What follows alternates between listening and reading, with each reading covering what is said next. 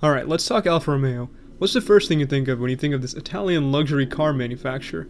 I, for one, find most of Alfa's selections of cars in the US quite attractive looking, except for the Stelvio. Well, okay, that leaves two cars, the Giulia and the 4C. I find these cars to look great, in particular the 4C. I initially thought this car was going to be over $100,000 just based on the looks, so I think that speaks volumes for its exotic looks.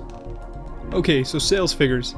The Alfa Romeo Giulia is doing alright in sales considering it's a brand new car in a heavily contested car segment alongside the Mercedes C-Class, Kia Stinger, Audi A5 and a number of BMW models. The Giulia's sales figures is closest to the Kia Stinger at around $1,100 a month. However, the Stinger is selling slightly better.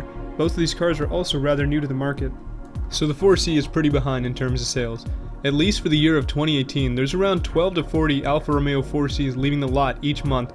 Let's call it about 26 average. Compared to something like the Porsche Cayman, which sells around 230 each month at the very least, or a volume giant in this segment like the Corvette at a staggering 1,000 a month, but that car has over 50 years of backing, so that's not really a fair comparison. Alright, let's move on.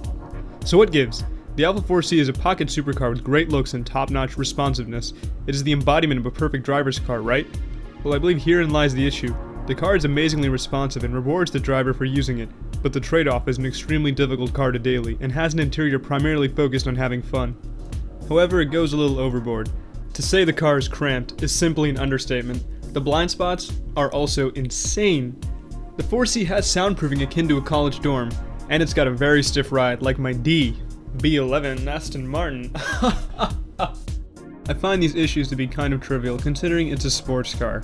There's gonna be compromises. The car must be a little harsh to feel connected to the road. I'm personally a big fan of this car, so it somewhat saddens me to see its sales dwindle.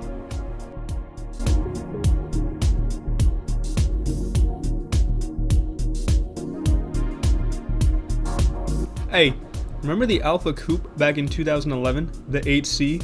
Well, did you know that car was $300,000? I honestly had no idea it was that expensive. The car's performance was actually rather comparable to the 4C, but the sound was pretty good.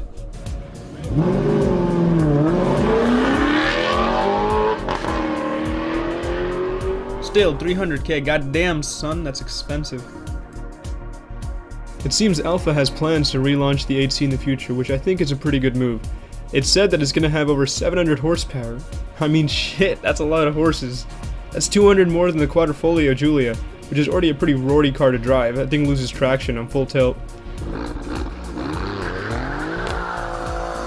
I'm looking forward to the 8C and hoping it retains that beautiful sound.